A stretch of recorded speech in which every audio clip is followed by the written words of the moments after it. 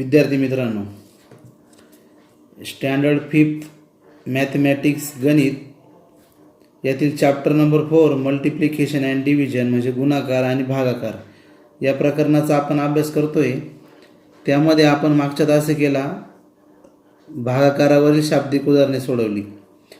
या तासिकेला आपण mixed examples म्हणजे मिश्र उदाहरणे याविषयी माहिती घेणार आहोत. बघा, आपण चॅप्टर नंबर 3 आणि 4 मधून बेरीज, वजाबाकी, गुणाकार, भागाकार या सर्वांचा अभ्यास केला आणि त्याचाच संदर्भ आता हे मिक्स्ड एक्झाम्पल्स म्हणजे मिश्र उदाहरणं सोडवताना येणार आहे. याच्यामध्ये या चारही क्रिया आपल्याला कराव्या लागणार आहे.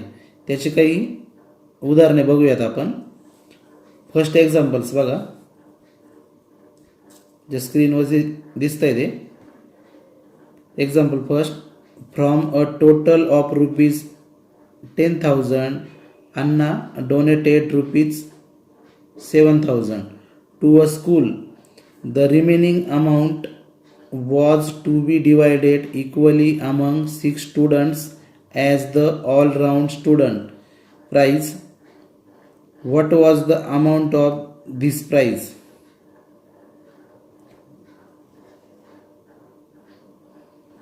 बघा तिकडं काही शब्दांचे अर्थ याच्यामध्ये लक्षात घ्या. इथं द ऑलराऊंड स्टुडंट आलेलं आहे, त्याला मराठीत अष्टपैलू विद्यार्थी म्हणतात किंवा जो सर्व क्षेत्रामध्ये आपले गुण दाखवतो, सर्वांगीण प्रगती दाखवणारा असा विद्यार्थी असतो. त्यानंतर डोनेटेड म्हणजे दान करणे, रिमेनिंग म्हणजे शिल्लक राहिले, अमाऊंट म्हणजे रक्कम, डिवायडेड म्हणजे समान भाग केले. त्याचा मराठी अर्थ पण वाचतोय बघा. अण्णांनी 10,000 रुपयांपैकी 7,000 रुपये शाळेला देणगी दिली. उरलेली रक्कम प्रत्येक इयत्तेत सर्वांगीण प्रगती दाखवणारा 1 याप्रमाणे 6 विद्यार्थ्यांना बक्षीस म्हणून समान वाटण्यास सांगितले, तर त्या प्रत्येक विद्यार्थ्याला किती रुपयांचे बक्षीस मिळेल? बघा, आता इथं अण्णांनी 10,000 रुपयांची 7,000 रुपये शाळेला देणगी दिली आणि त्याच्यामधून जे पैसे उरले त्या पैसे 6 विद्यार्थ्यांना समानपणे वाटायला लावले. मग त्या 6 विद्यार्थ्यांपैकी प्रत्येक विद्यार्थ्याला किती रुपये बक्षीस म्हणून मिळतील ते तुम्हाला काढायचं. बघा, आता इथे प्रथमतः आपल्याला वजाबाकी ही क्रिया करावी लागेल. 10,000 मधून 7,000 गेले, जी शिल्लक राहतील ते भागाकार करून त्या प्रत्येक मुलाला येणारी रक्कम आपल्याला मिळेल. प्रथमतः बघा, जे दिलेलं आहे ते आपण लिहून घेऊ.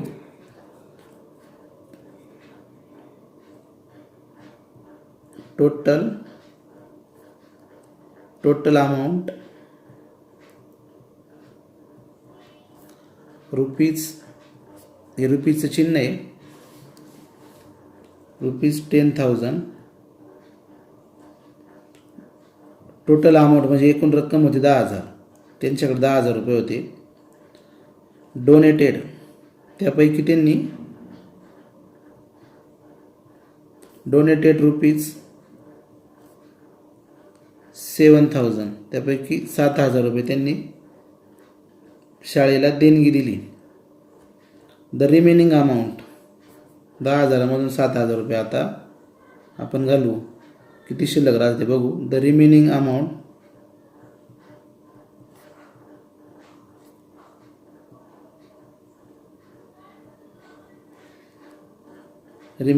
बघा, वजाबाकी करू. 10,000 मायनस 7,000 किती शिल्लक राहते बघा. 10,000 मधून 7,000 गेले, रुपीज 3,000. तुम्ही करून बघा वजाबाकी. बघा आता पुढचं काय बघा. आता 3,000 रुपये शिल्लक राहिले. 10,000 अण्णांनी शाळेला 10,000 रुपयांपैकी 7,000 रुपये शाळेला देणगी दिली आणि उरलेली रक्कम मुलांना बक्षीस म्हणून वाटायला लावली. मग बघा आता, मग 3,000 रुपये उरले. ही 3,000 ही रक्कम 6 मुलांना समानपणे वाटायची आपल्याला. इथे लिहून घेऊ आपण. Rupees 3000 is divided equally 6 students.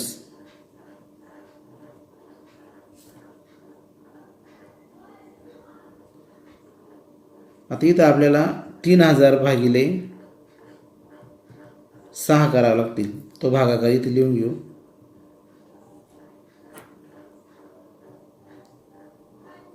आता आपण 3000ला 6ने भाग देऊ.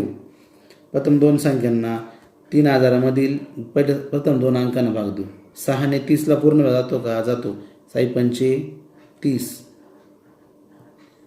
30 मधून 30 गेले, खाली राहिले 0. तर वरतून हे दोन अंक झाले. आता पुढचा अंक घेऊ 0 3000 मधला. तर 6ने या 0ला भाग द्यायचा, 0चा भाग बसेल. 0 तर परत शेवटचा 3000 मध्ये 0 अंक राहिला, आता भाग द्यायचा, तो खाली घेऊ. 6ने परत आता या 0ला भाग द्यायचा, परत 0चा भाग बसेल. बघा आता 3000 मध्ये सर्व अंकांना भाग देऊन झालेला आहे. आता उत्तर आलं 500. म्हणजे 3000 भागिले जर 6 केले तर 500 रुपये उत्तर येतं. म्हणजे प्रत्येक विद्यार्थ्याला किती पैसे मिळतील? 500 रुपये. म्हणजे 6 विद्यार्थ्यांमध्ये ते बक्षीस जर वाटलं तर एका विद्यार्थ्याला 500 रुपयाचं बक्षीस मिळेल. इथं लिहून घेऊ आपण शेवटी उत्तरामध्ये, the amount of prize per student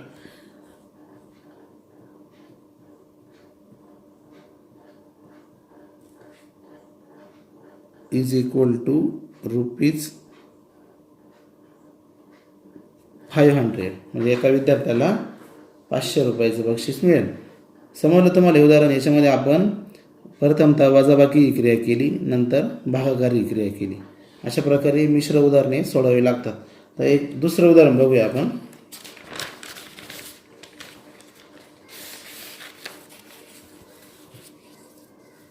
बघा सेकंड एक्झाम्पल वाचतोय मी. A shopkeeper brought 7 pressure cookers at the rate of ₹1870 per cooker. He sold them all for a total of ₹14,230. Did he get less or more money than he had spent? तर बघा इथं काही शब्द लक्षात ठेवा. बघा आता दुकानदाराने ब्रॉट म्हणजे खरेदी केले आणि सॉल्ट म्हणजे विकले. लेस ऑर मोर म्हणजे जास्त झाले किंवा कमी झाले, ते काही काही शब्द लक्षात ठेवा. आणि स्पेंड म्हणजे खर्च केले. आता बघा दुकानदाराने 1870 रुपयास एक याप्रमाणे 7 कुकर खरेदी केली. ते सर्व कुकर 14,230 रुपयांस विकले. तर त्याला किती रुपये जास्त किंवा कमी मिळाले? बघा 1870 रुपयाला एक याप्रमाणे 7 कुकर खरेदी केले. म्हणजे एकूण 7 कुकरांची तुम्हाला खरेदी किंमत काढून घ्यावं लागेल. पहिल्यांदा परचेस प्राईस काढावं लागेल. पहिल्यांदा आपण लिहून घ्यायचे दिलं आहे ते परचेस प्राईस.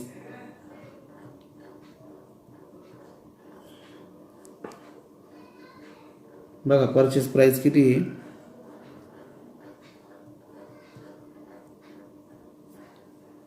1870.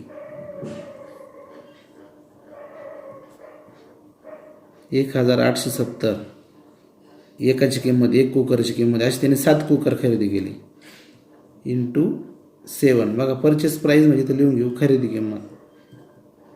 हे काही शब्द लक्षात ठेवा.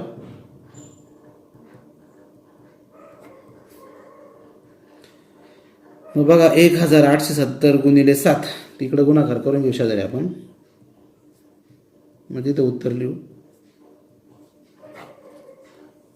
तर 1870ला 7ने गुणायचं. 7ने या 1870 मध्ये प्रत्येक अंकाला गुणून घेऊ.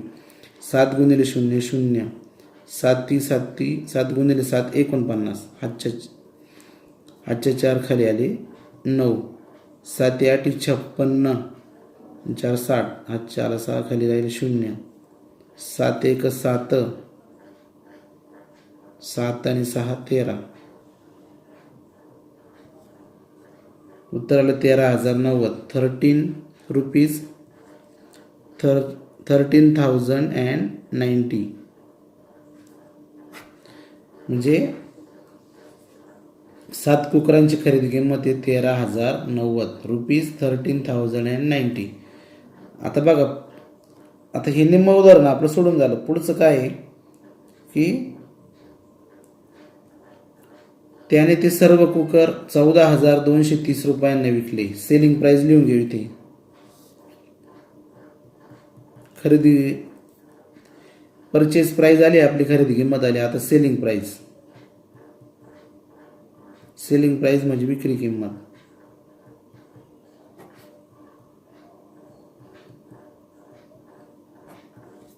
बघा, त्याने 7 कुकर 13,090 रुपयांना खरेदी केली आणि तेच 7 कुकर त्याने 14,230 रुपयांना विकले. आता हे दोन्ही जर रकमा बघितल्या, purchase price and selling price, याच्यामध्ये बघितल्यानंतर आपल्याला कळतं की त्याला याच्यामध्ये प्रॉफिट झालेलं आहे, म्हणजे नफा झालेला आहे. म्हणजे किंमत त्याला 13,090 पेक्षा 14,230 ही संख्या मोठी, म्हणजे त्याला नफा झालेला आहे, जास्त पैसे मिळाले. मग आपण किती जास्त पैसे मिळाले त्याला ते काढून घेऊ. Selling price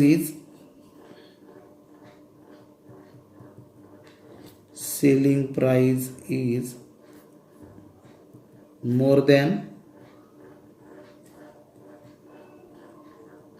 purchase price.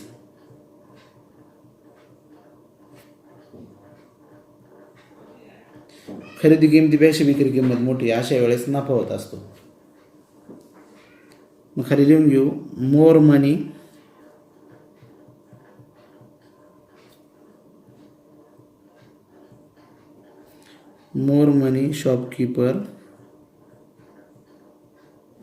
Shopkeeper म्हणजे दुकानदार, शॉपकीपर गॉट.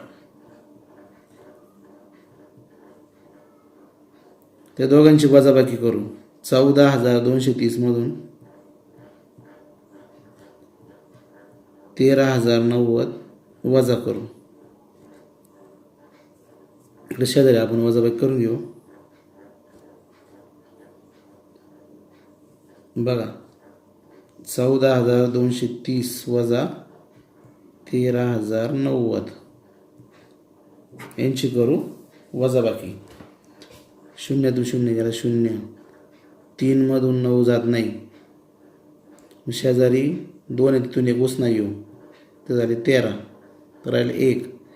13तून 9 गेले 4, 1तून 0 गेला 1, 4तून 3 गेला 1, 1तून 1 गेला 0. 1,140 म्हणजे 1,140.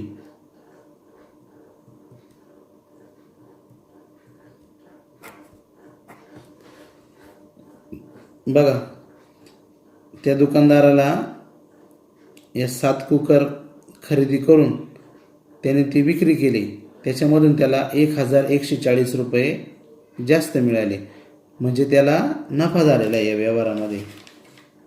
कळलं तुम्हाला? हां, he got 1,140 rupees more money, म्हणजे त्याला 1,140 रुपये जास्त मिळाले. तर हे झालं दुसरं उदाहरण. याच्यामध्ये गुणाकार आणि वजाबाकीची क्रिया आली होती. आता एक शेवटचं तिसरं उदाहरण बघूया आपण.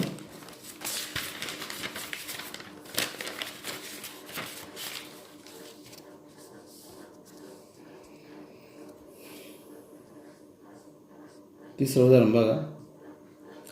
14 families in a society together brought 8 sacks of wheat, each weighing 98 kilograms. If they share the wheat equally, what was the share of each family? Family म्हणजे कुटुंब, सोसायटी माहिती तुम्हाला, एकत्र राहणारे लोक. त्यानंतर ब्रॉट म्हणजे खरेदी केले, सॅक्स म्हणजे पोते, व्हीट म्हणजे गहू, बघा आता मराठीत वाचतोय मी, एका सोसायटीतील 14 कुटुंबांनी मिळून गव्हाची प्रत्येकी 98 किलोग्रॅम वजनाची 8 पोती आणली. त्यातील गहू त्या सर्व कुटुंबांनी समान वाटून घेतला, तर प्रत्येक कुटुंबाच्या वाट्याला किती किलोग्रॅम गहू आला? बघा, त्या सोसायटीत 14 कुटुंब राहत होते, 14 फॅमिलीज राहत होत्या. त्यांनी गव्हाची प्रत्येकी 98 किलोग्रॅम वजनाची 8 पोती आणली, म्हणजे एका पोत्यामध्ये 98 किलोग्रॅम गहू होता.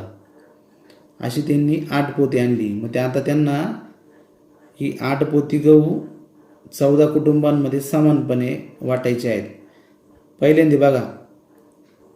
पहिल्यांदा आपल्याला या 8 पोत्यांमध्ये एकूण किती गहू होता ते गुणाकार करून काढून घ्यावं लागेल. लिहून घेऊ पहिले आपण. टोटल वेट ऑफ व्हीट म्हणजे गव्हाचं एकूण वजन काढून घ्या आपण.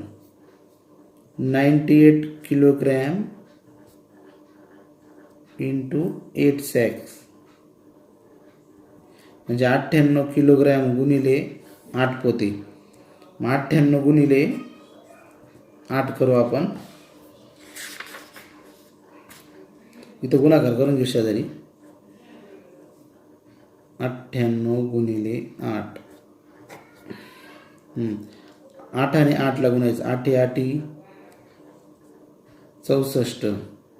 8 आणि 9ला गुणा. 8 9 72 आणि 6 78. 784. 784 किलो. मग त्या 8 पोत्यांमध्ये एकूण 784 किलोग्रॅम गहू होते. मग ते गहू आता आपल्याला 14 कुटुंबांमध्ये समानपणे वाटायचे. सांगा मग काय करावं लागेल? गुणाकार का भागाकार? बरोबर, भागाकार करावं लागेल. तर खाली लिहून घेऊ आपण.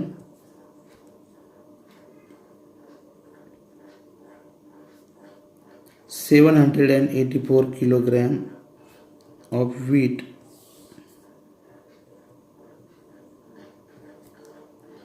is to distributed म्हणजे वाटप करणे.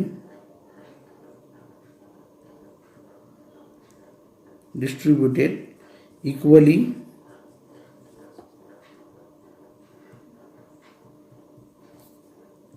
फॅमिली.